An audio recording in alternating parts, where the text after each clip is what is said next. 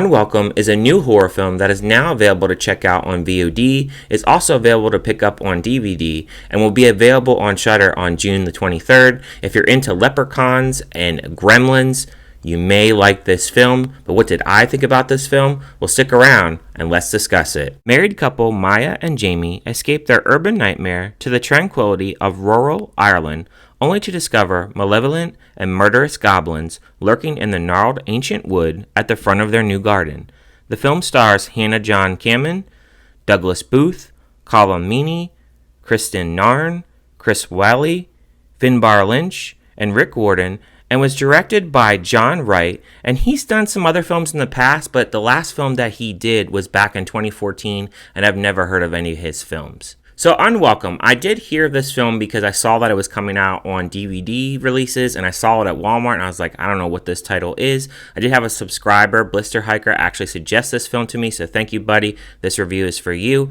This film, it follows Maya and Jamie. They are a married couple, and they are trying to get pregnant. They eventually do get pregnant, and then there is a home invasion that changes their lives, and then one of their family members actually passes away, and they inherit this mansion in Ireland, so they move to Ireland, and when they get there, this house is falling apart, the roof has got holes in it, the house just looks like hell, and so they end up hiring the supposed local workers that are really good at fixing up stuff, and they're really awful. They take forever to fix anything, and they're just really strange. While they're going around in town, they hear about this legend called the Red Caps, and we get to hear all the stories about what the Red Caps are and how they should be actually putting out liver outside their door as a peace offering. The practical effects in the film are pretty solid, the creature designs are pretty well done, and there is some gory moments, and there's also a very bizarre ending. The film, it takes place what seems like a stage play,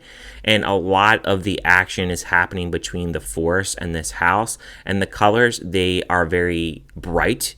There's some yellows, there's some browns mixed in for the forest, darker greens for the forest to have that darker kind of tone, but it is a little bit different in the way that it's set up, and I actually do like how they actually set this film up. A lot of the tone of this film really focuses on the couple and the fact that they are struggling to get through this home invasion, particularly the husband.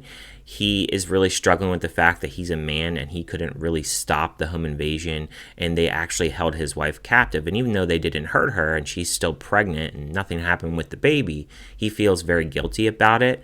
You have these characters fixing up their house, which is really bad because they do a really horrible job of actually doing so. One of the characters, they want to be called daddy. They'll often lash out and steal stuff, and then one character talks about his mental abuse, and they're just really strange the way that they act and the way that they communicate within the couple. The tone, I wasn't really sure if they were trying to go the comedy route or the scary route, but the first 50 minutes of the film is very serious, and as far as the Red Caps, a lot of the action with them is the last 25 minutes of the film. I feel like there could have been a lot more fun action actually involving them, but they just wait a little bit too long, and there's other things that they're building in the story that I just don't really think I would say make the story feel very interesting, because it's just too many different tones that they're mixing in. While the writing in this film, it's not exactly great, and it feels a little bit bare bones in parts of the story. I feel like this is a movie that you can watch and just take it for what it is, but at the same time, I also feel like you can watch other films such as A Leprechaun or Gremlins and feel like those stories are a little bit better and do that horror aspect a little bit better, as this film, it's very jumbled in its genres. The ending too is very bizarre, and I can see where people would be really thrown off by the ending.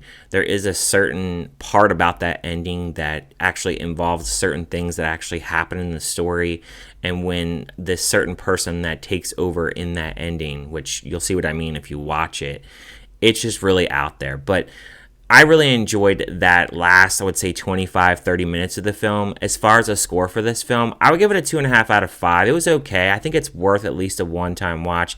Nothing extraordinary, nothing bad. It definitely tries to do certain things about it, but I just think that the writing, just doesn't really hammer home the creature feature part of this film, and I think that you can find some other creature feature films that do a little bit better job in the story department. But let me know in the comments, have you checked out this film? And if you haven't checked it out, are you going to check it out? Thank you guys for watching this review, and I will see you guys on my next review.